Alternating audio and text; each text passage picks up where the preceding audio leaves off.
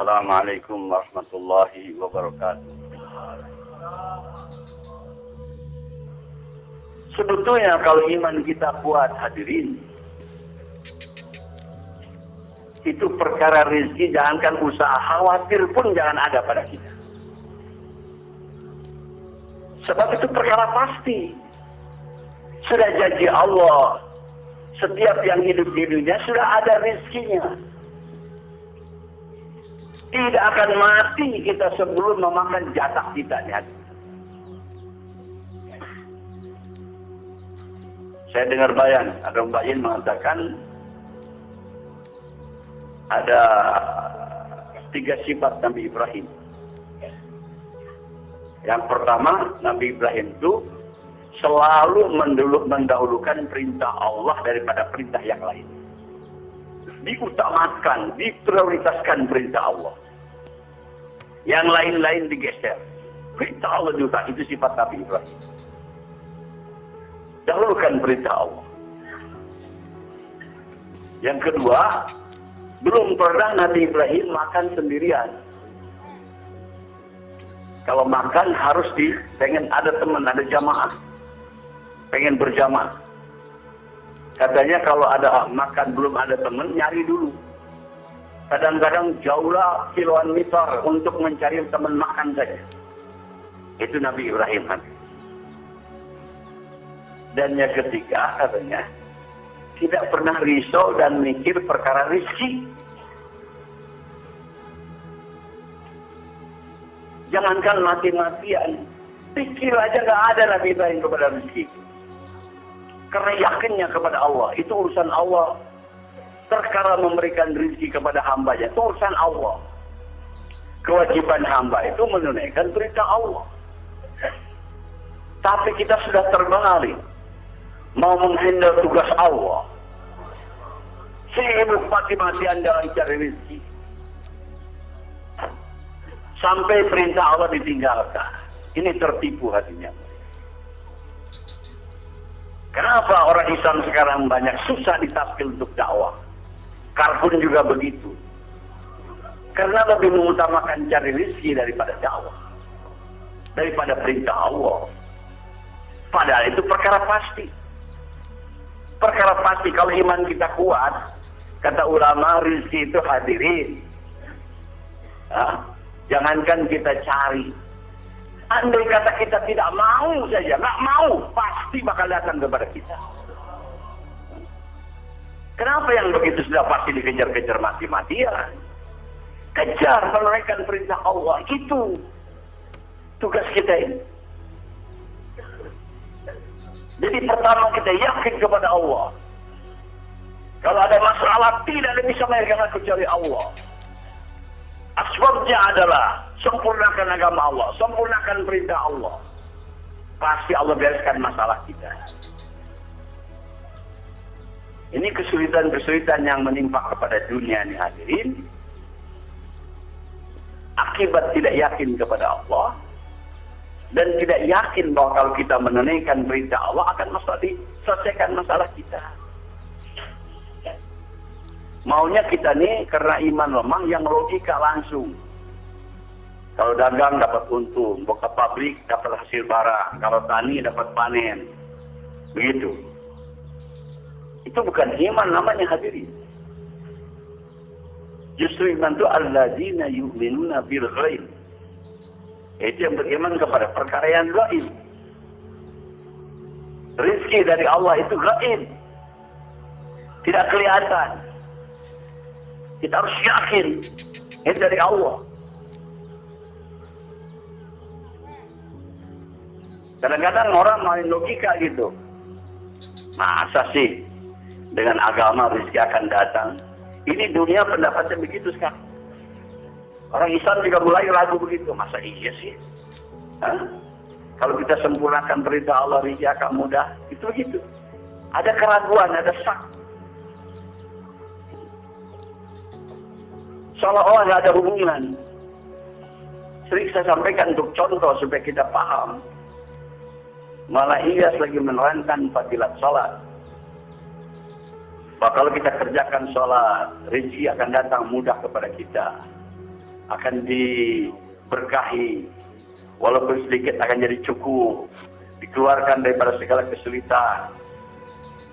Katanya waktu Malaysia terangkan begitu, ada seorang pemuda mahasiswa yang main logika saja. Dia bilang, Maulana, saya nggak paham. Masa sih rezeki akan mudah dengan kita sholat, yang mana amalnya gerakannya hanya berdiri, ruku, sujud, duduk. Dari mana hubungannya itu rezeki datang dengan mudah? Kita kerja keras saja susah. Hah?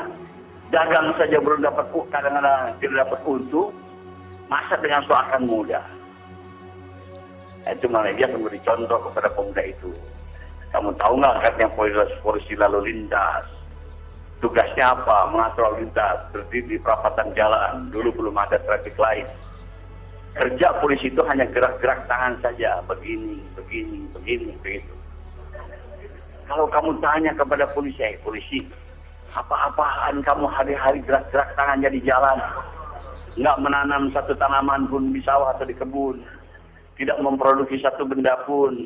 Tidak mendagangkan satu barang pun dapat untung. Bagaimana kamu menapakahi anak istri kamu dengan gerak-gerak tangan saja?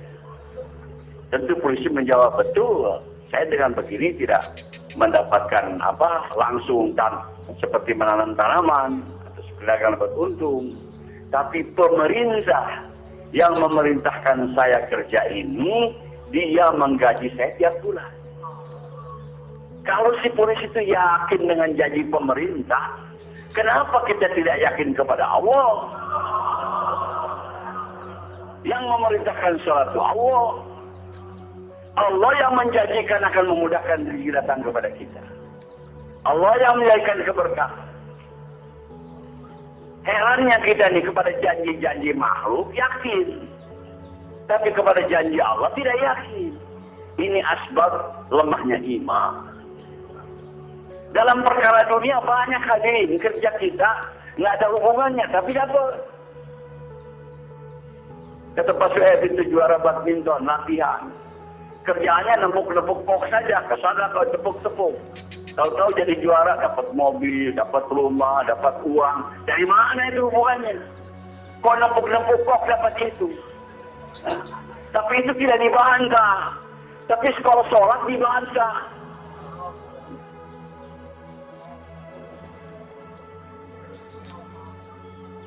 Kuatkan, yakinkan iman kita. Kalau ada masalah itu, hanya Allah yang bisa menyelesaikan masalah. Semua permasalahan manusia akan diselesaikan oleh Allah. Kalau kita menyempurnakan perintah Allah.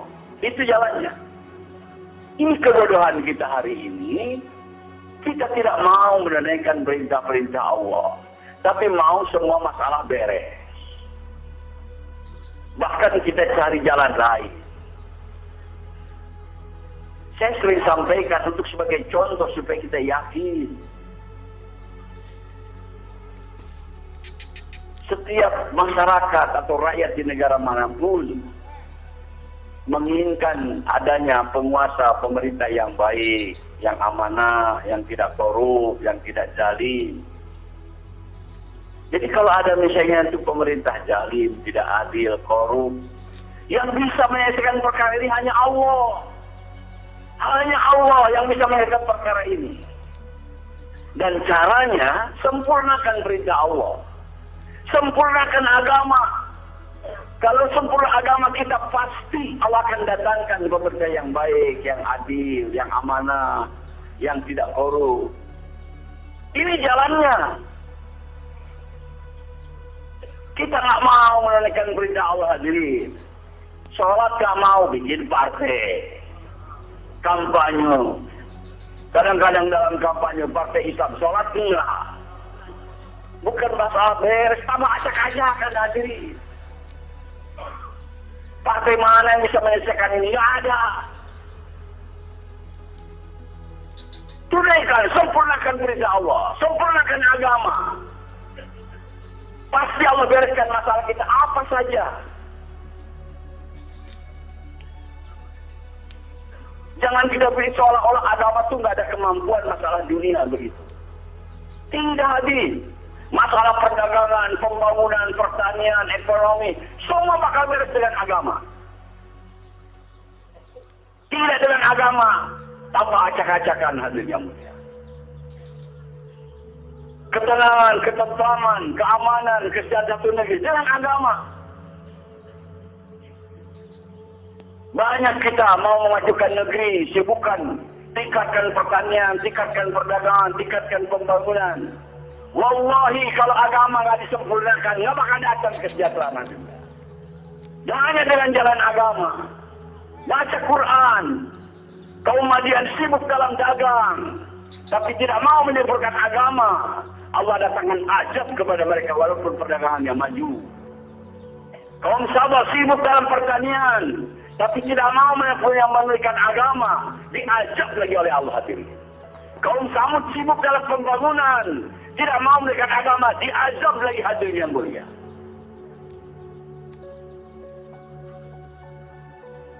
Ada lagi istilah sekarang untuk kesehatan masyarakat. Memasyarakatkan olahraga dan mengolahraga masyarakat, katanya begitu. Sholat tidak diurus.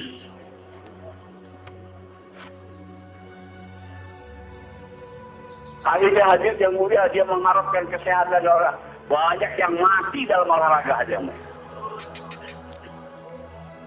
Kaum Ad contoh di Quran, kerjanya olahraga terus, badannya memang sehat, kuat. Tapi apa akhirnya dikatakan azab oleh Allah. Jangan mengapa penting itu agama dianggap ente. Pentingkan agama. Kalau agama tidak wujud, tidak beres. Masalah yang datang kepada kita pribadi-pribadi pun dari asbab kurang sempurnanya agama. Dan cara menyempurnakan agama hanya dengan amal dakwah. Tempelkan diri kita terus ke dalam amal dakwah. Pasti Allah akan perbaiki. Walaupun katakanlah kita ini mungkin katanya mantan preman atau orang nggak benar gitu.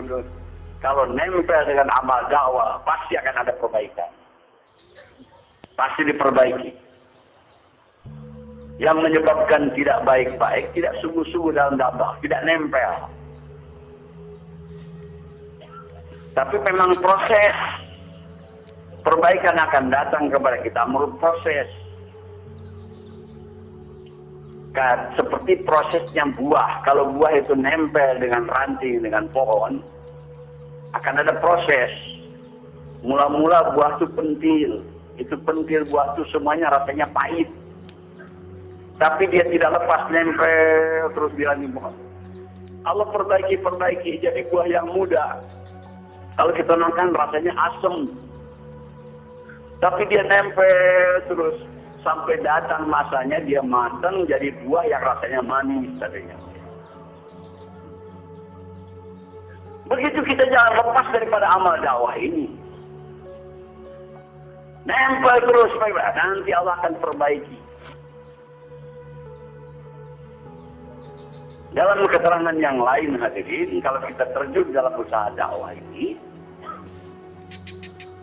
yang pertama-tama akan diperbaiki oleh Allah itu katanya masa akhirat kita yang penting, yang bakal hidup selama-lamanya. Itu yang diperbaiki oleh Allah. Malaikat lagi sibuk kalau kita pertama terjun apa?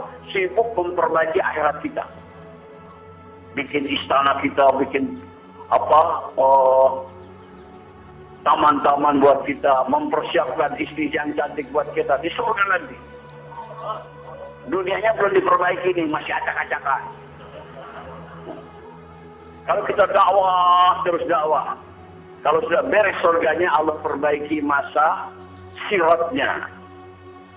Menyeberang siratnya yang harusnya 1.500 tahun perjalanan. Bagaimana supaya cepat? Nah, supaya tidak bahaya. Diperbaiki itu.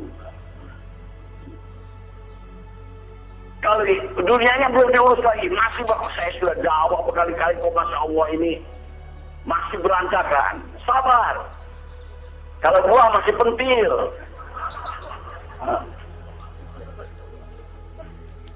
masih pahit. Nah, nanti kalau sudah itu sifat kita diperbaiki, Allah perbaiki mahsyar kita. Di mahsyar 50.000 tahun, matahari dekat di atas kepala kita menyengat, tidak ada naungan kecuali naungan Allah. Diperbaiki, kalau kita dakwah itu diperbaiki. Dunianya belakangan, belum. Kalau itu sudah baik, mundur lagi diperbaiki masa kubur kita. Supaya dijadikan kubur ini menjadi salah satu daripada taman surga. Nikmat di situ. Banyak riwayat-riwayat hadirnya mulia. Ada riwayat mengatakan seorang dai meninggal dunia, dikuburkan. Waktu dikubur tuh Allah perintahkan kepada malaikat, luaskan kamarnya sejauh mata memandang, masukkan kepadanya harumnya surga, tidurkan seperti pengantin baru. Itu apa kaidah umumnya. Tapi dah ini lain lagi, Allah kasih hiburan. Baru mau tidur dia bilang, datang bidadari ngintip-ngintip.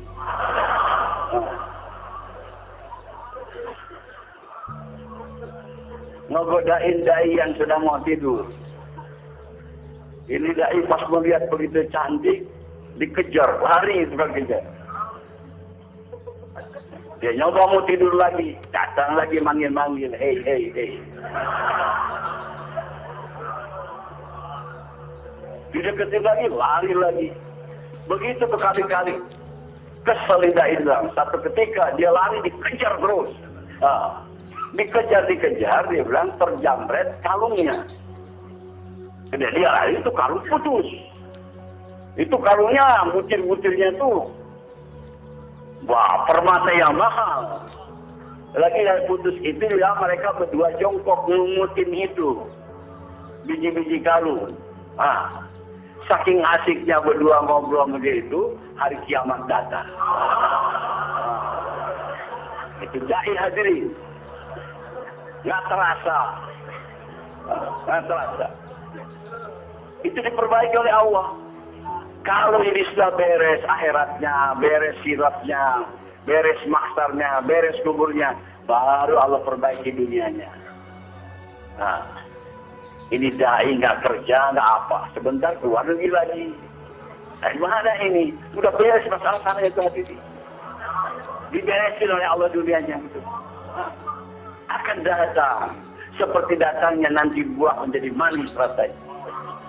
Tapi kita jangan lepas daripada usaha dakwah. Jangan ada kesulitan dikit kita tinggalkan. Jangan. Nah, yakin kita tetap istiqomah dalam dakwah. Walaupun dimarahi, diusir, dibentak, tetap di dalam dakwah. Nah, kita dakwah bukan ke seorang, untuk Allah. Nah, orang suka, tidak peduli, hanya untuk Allah. Begitu hadir.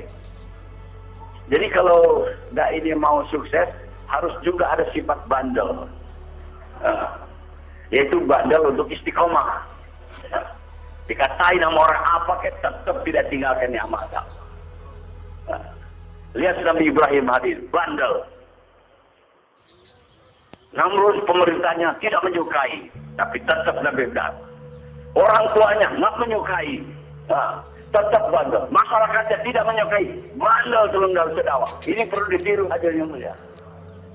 Andai kata semua kakun berhenti tidak dakwah, kita bandel dakwah terus hadirnya. Dan kita yakin ya, bukan karena asbab orang banyak dakwah kita ikut. Nanti orang banyak lemah kita ikut lemah, tidak. Sampai Haji Abdullah hadir, yakinnya luar biasa. Dia bilang kalau Haji Abdullah mengatakan nih, andai kata Mu'ayyas hidup bangun dari kuburnya, Mu'ayyas Ilyas nih hidup dari kuburnya, dakwah Abdullah berhenti dakwah itu sesat. Dia bilang saya nggak bakal berhenti. Ajib hadirin. Sudah yakin bahwa Allah ini dakwah ini perintah Allah.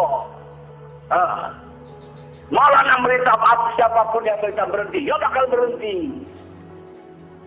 Beri masa kata biar Jibril suruh berhenti. Tidak. Ini amal saya. Harus tekad seperti itu hadirin. Jangan amat lagu karena orang banyak lemah menurut kita mundur lagi. Apalagi orang yang nggak ngerti dakwah mengatakan sesat, tidak ada dalilnya, kita terpengaruh itu. Iman lemah dari orang-orang yang tidak paham hadirin memang tidak ngerti. Walaupun ada dalilnya, ada ayat Qur'annya, ada hadisnya. Tapi kalau belum ngerti ya nggak bisa. Dan ini perkara hidayah. Walaupun dia alim. Sebetulnya kata Maulana Yusuf rahmatullahi alaihi, saya bisa menghubungkan setiap ayat Quran ada hubungan dengan berita dakwah. Bukan satu dua, semua ayat Quran. Cuman karena kita sudah lama tinggalkan amal dakwah, seolah-olah ayat yang kita baca itu nggak ada hubungannya. Coba kalau kita baca itu surat-surat pendek saja. Baca qul huwallahu ahad. Katakan bahwa Allah itu ahad. Itu qul itu katakan, dakwahkan. Tapi nggak ada pengajian yang membuka perkara ini. Ini perintah dakwah. Kenapa didahului kata qul? Bukan langsung saja Allahus Samad. Itu perintah dakwah itu qul. Katakan ya Muhammad, dakwahkan. Kok kita tidak mengakui mana perintahnya? Otak kita yang salah nih hadirin yang mulia. Siapa yang membantah itu? Allah yang mengatakan qul. Apa maksud katakan itu? Dakwahkan. Dan praktiknya dipraktikkan Rasulullah mendakwahkan ini. Allah Malik, Allah Khalik, Allah Razik.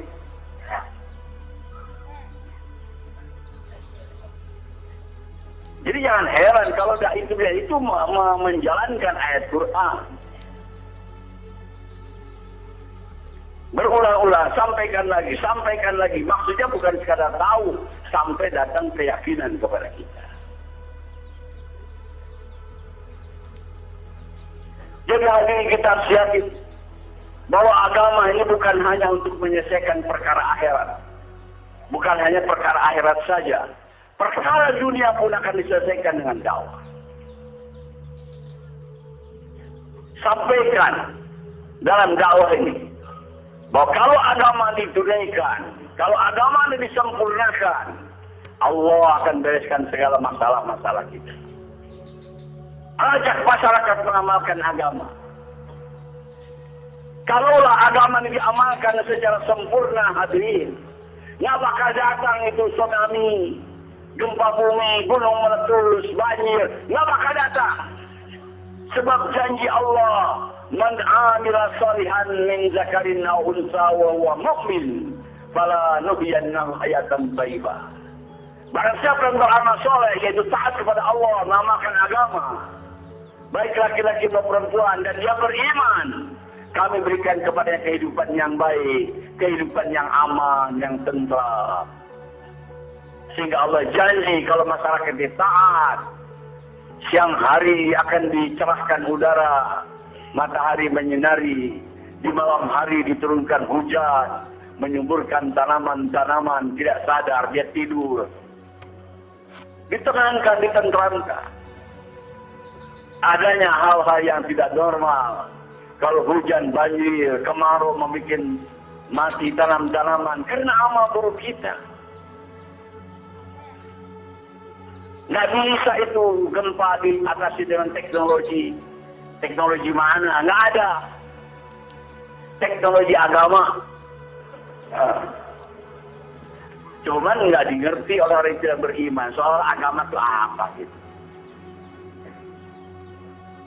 Malah orang-orang ateis sendiri menganggap agama ini candu, dia bilang.